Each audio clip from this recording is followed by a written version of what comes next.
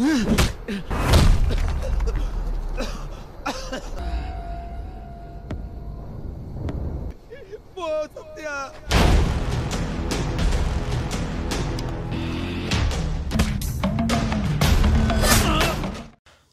sahabat, Assalamualaikum. Apa kabar? Semoga sehat selalu dan senantiasa berbahagia. Terima kasih sudah subscribe dan selalu setia menyimak video-video Excellent TV. Semoga Tuhan Yang Maha Kuasa selalu memberikan rezeki yang melimpah ruah dan juga berkah untuk sahabat semua. Excellent TV kali ini kembali hadir menemani waktu bersantai sahabat dengan sebuah alur cerita dari film yang berjudul Nani Farufin. Now I am following my dad.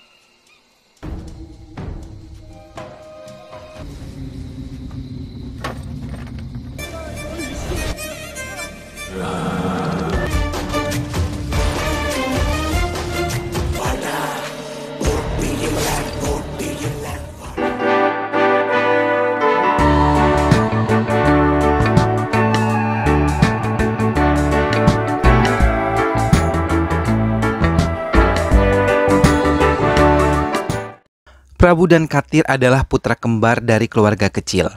Oleh ibunya, mereka dipaksa mengaku jika salah satu di antaranya yang telah melakukan kesalahan dengan ancaman akan diberitahukan kepada ayah mereka. Mendengar hal itu mereka ketakutan, meminta untuk tidak melaporkannya.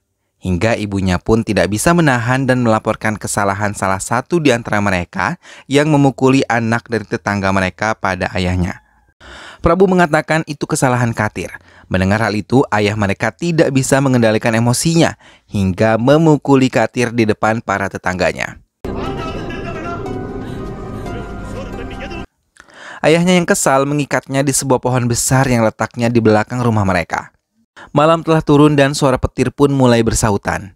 Katir yang belum dilepaskan dari ikatannya membuat ibu Katir memohon pada suaminya untuk melepaskan ikatan putranya itu. Ayahnya tidak setuju dan berencana untuk mengirimkannya ke rumah sakit jiwa dan mengatakan kalau mereka mungkin telah melakukan kesalahan di masa lampau hingga bisa melahirkan putra seperti Katir. Ia juga takut Katir akan membawa pengaruh buruk pada Prabu putra mereka yang lainnya. Ibu Katir yang merasa khawatir terkejut ketika melihat Katir sudah tidak berada di pohon tersebut. Sementara di tempat lain, Katir malah diikat lagi oleh seorang pria setengah baya yang suka memburu. Namun ia yang suka memakan manusia malah merasa tertarik pada Katir hingga melepaskan ikatannya dan membiarkannya berlari menjauh, sedang dia sendiri membawa anak panahnya mengejar dari belakang ke mana arah Katir berlari. Satu anak panah yang merupakan buatannya perlahan dilepaskan, menyusul anak panah yang lainnya. Katir terus berlari sambil menghindari kejaran anak panah yang mengikutinya, namun langkahnya harus terhenti ketika balok kayu yang mengenai punggungnya. Katir menggelinding di jalanan menurun, namun pria tersebut hanya berhasil menemui bajunya.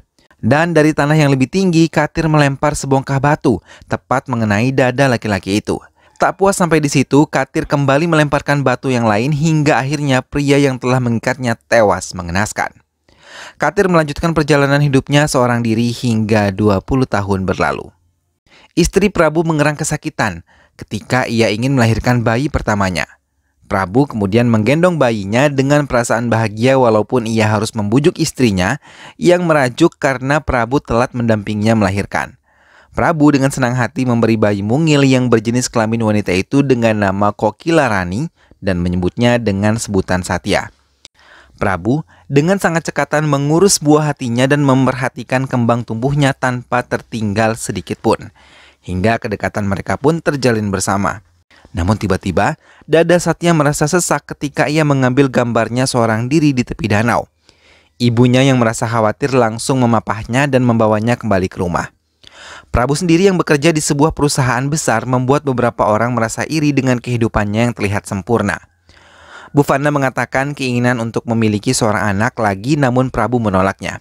Rasa trauma yang dilalui bersama Katir membuatnya tidak ingin membagi cinta putrinya dengan yang lain. Hingga ia memutuskan untuk memiliki satu anak saja. Bhavana terdiam mendengar keputusan suaminya. Prabu merasa terkejut ketika melihat Satya berada di kamarnya. Satya dengan tatapan mata yang kosong mendekati ayahnya dan memintanya untuk tidur bersama kedua orang tuanya. Bhavana tidak menyetujuinya, tapi Prabu tidak mengindahkannya. Dengan kesal, Bhavana meninggalkan mereka dan memilih untuk tidur seorang diri.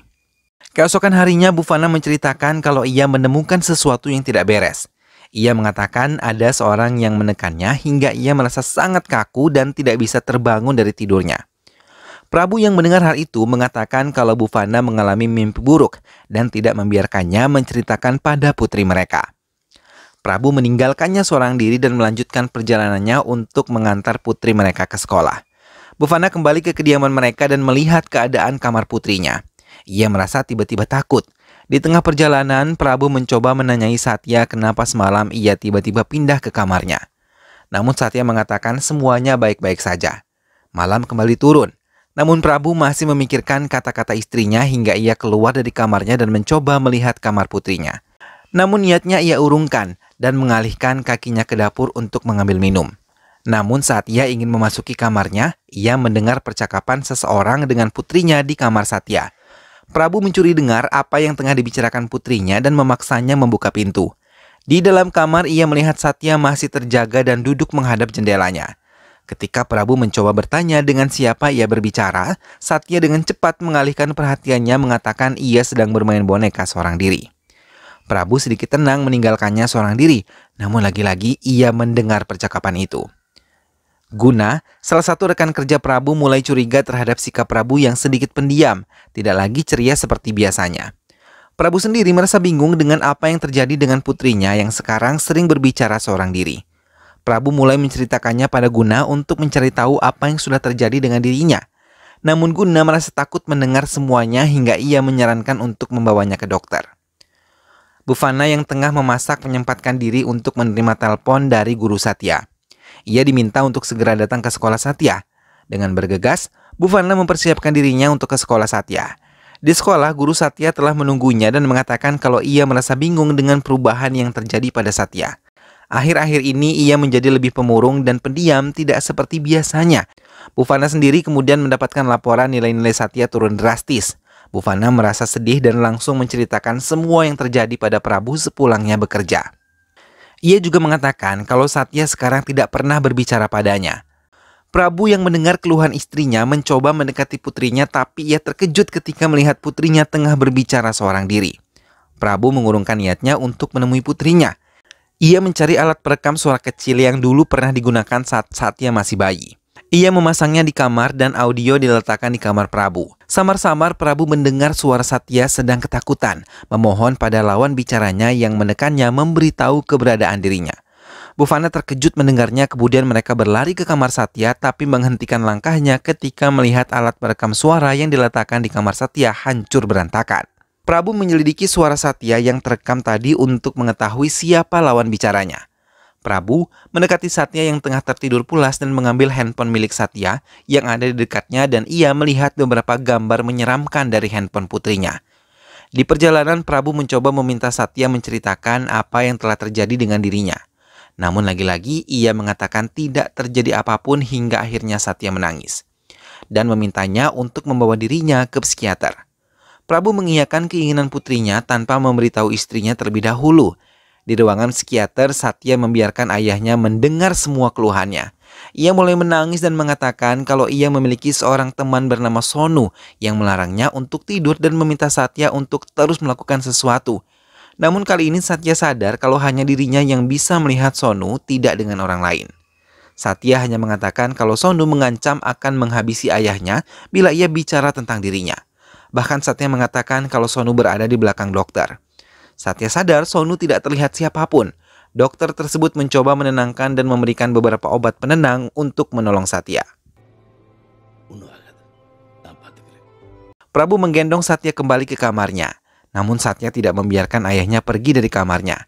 Dokter yang memeriksa keadaan Satya tidak menemukan keanehan pada otak Satya. Ia mencoba untuk berdoa meminta petunjuk agar bisa membantu Satya.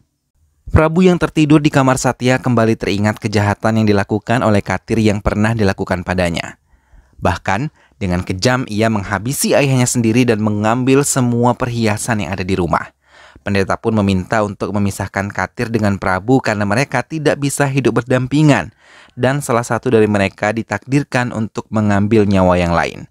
Ibu Katir menurutinya dan meninggalkan Katir seorang diri di kuil. Prabu terbangun dari tidurnya dan terkejut ketika melihat Satya tidak berada di kamarnya. Prabu mencoba mencari di sekeliling rumah dan keluar dari apartemennya untuk mencari Satya. Prabu menaiki tangga karena ia curiga Satya berada di balkon apartemen. Kecurigaannya terbukti karena ia melihat Satya tengah berdiri di pembatas balkon apartemen yang mereka tinggali. Prabu mengamati dari jauh untuk mencoba menolong putrinya yang tampak ketakutan. Satya yang menyadari kehadiran Prabu mengatakan kalau Sonu yang telah melakukan ini semua kepadanya. Satya terus menangis dan Prabu berhasil menolongnya. Prabu menenangkan Satya dan mencoba meminta Satya mengatakan semuanya. Satya mengatakan kalau Sonu itu nyata dan mulai marah kepadanya. Sonu juga mengatakan kalau ia bisa membuktikan dirinya nyata. Satya diminta Sonu untuk mengatakan satu nama, yaitu Katir. Prabu terkejut mendengar nama itu hingga ia bergetar dan mundur dari putrinya. Satya mengatakan kalau Sonu telah pergi. Dokter kembali dipanggil ke rumahnya. Ia mengatakan ia bukan hanya psikiater melainkan penyembuh spiritual yang percaya energi buruk dan energi baik seperti yang dimiliki oleh Satya. Ia meminta Prabu bertindak cepat melalui Godman dan doa kemudian melakukan apa yang diminta oleh makhluk itu. Prabu hanya bisa menangis karena sampai sekarang Satya tidak sadarkan diri dan terpaksa diinfus untuk memberikan tenaga di tubuhnya. Tak lama handphone Satya berdering dengan cepat. Prabu mencoba meraihnya dan melihat video Satya yang telah direkam sebelumnya. Sonu mengaku berasal dari keluarga sederhana dan tinggal bersama saudara laki-lakinya Manu dan ibu bernama Maduri yang nampak seperti malaikat. Walaupun ia tidak bisa berbicara. Namun semua bisa berjalan seperti biasa dan kehidupan normal seperti keluarga lainnya. Sonu dan keluarganya yang tinggal di desa terpencil terbiasa berburu ikut bersama ayah mereka. Bahkan tak jarang ayah mereka mengajari mereka untuk menembak dan memanah. Ayahnya yang bekerja di peternakan sapi merasa sedikit terganggu dengan kunjungan beberapa pemuda ke tempatnya. Mereka yang mencoba menikmati obat-obatan terlarang membuat ayah Sony terdiam dan meninggalkan mereka begitu saja. Ayah mereka kembali berburu meninggalkan keluarganya. Ia bersiap dengan senapannya namun tidak menyadari kalau Sonu ikut di mobil tersebut. Ia mengikuti ayahnya diam-diam sambil merekam semua yang dilakukan oleh ayahnya. Hingga ayahnya memasuki sebuah tempat yang membuat Sonu ketakutan. Ternyata ia mengurung pemuda siang tadi dan membuat mereka berlari ketakutan yang kemudian mengejarnya sambil menghabisi mereka dengan sangat bengis. Sonu yang merekam semuanya bergetar ketakutan. Ia tidak menyangka ayahnya bisa menjadi seorang yang sangat bengis dan juga brutal. Ia melihat mereka dimasukkan ke mobil dan dibawa oleh ayahnya ke tengah hutan. Sonu ketakutan, berlari hingga ayahnya yang melihatnya hanya bisa menghela napas panjang. Ia menarik Sonu dan membersihkan kotoran yang ada pada Sonu kemudian mengajaknya pulang bersama. Di dalam perjalanan ayahnya memberi pengertian pada putranya apa yang tengah ia lakukan. Di dalam rumah ia menjelaskan kalau Sonu yang masuk ke mobilnya dan ketakutan melihatnya berburu. Sonu tetap ketakutan melihat ayahnya dan hanya terdiam melihat ayahnya kemanapun ia pergi. Tapi perubahan sikap pun terjadi pada Maduri. Ia hanya diam dan nampak ketakutan melihat suaminya sendiri. Katir mengira Sonu pasti memberitahukan tentang apa yang ia lakukan. Mereka akhirnya berkumpul tapi semua tampak ketakutan dan bergetar saat didekati oleh ayah mereka. Katir mengatakan kalau ia sendiri tidak menyadari kalau ia mencintai keluarganya lebih dari dirinya sendiri walaupun ia sangat kejam berada di hutan. Katir mulai bercerita kalau ia tidak memiliki siapapun selain mereka. Tapi tetap Maduri sangat ketakutan, namun mencoba menutupinya hingga Katir tertidur pulas. Saat Katir tertidur pulas, Maduri membawa dua putranya keluar dari kediaman mereka. Kemudian mereka menaiki perahu, namun Katir menarik tali pada perahu tersebut dan membuat mereka kembali lagi kepada Katir.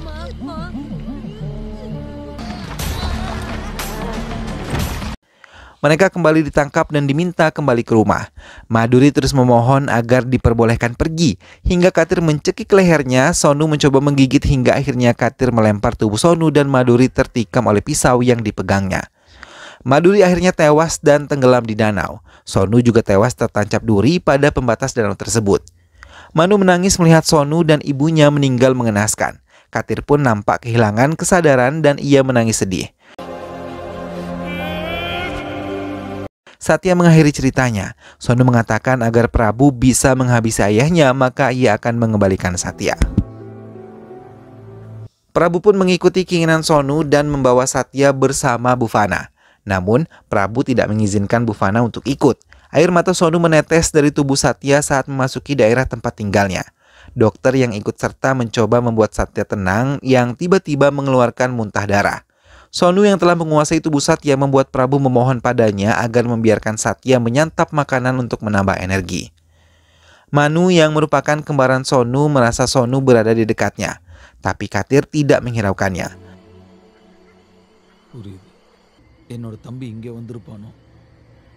Prabu dan Guna menunggu Manu di sekolah Manu dan Sonu.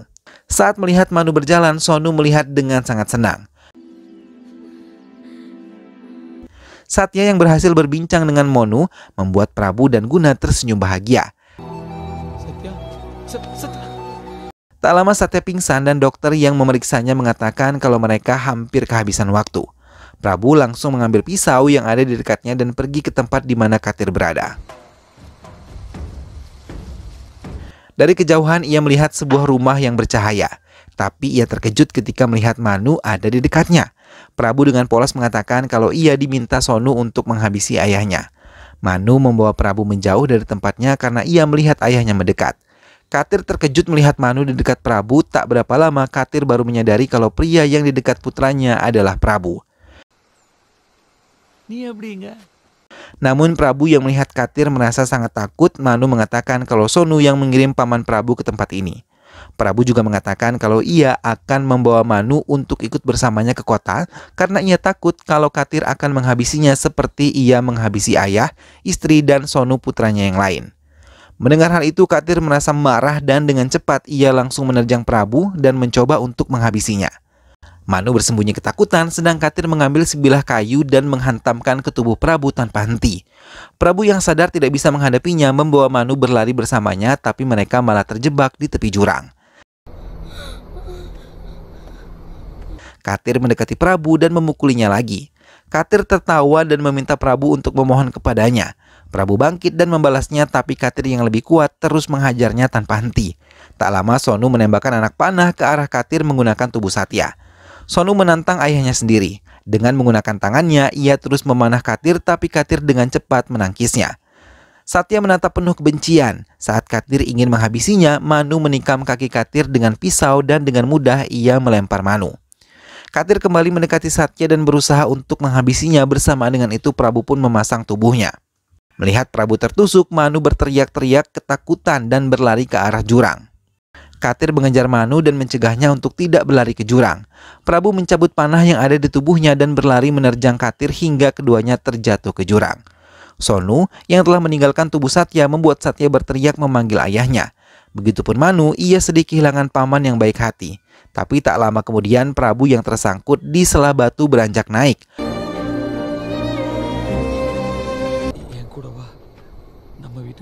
Manu bertanya apakah ayahnya masih hidup pada Prabu. Mendengar hal itu, Prabu terdiam dan memejamkan matanya. Film pun selesai. Nah sahabat, itulah tadi alur cerita dari film yang berjudul Nani Farufin. Semoga sahabat semua terhibur setelah menyimak alur cerita film ini. Jangan lupa selalu dukung SLMT TV dengan cara klik like, komen, share, dan juga subscribe. Jangan lupa jaga kesehatan dan wassalamualaikum.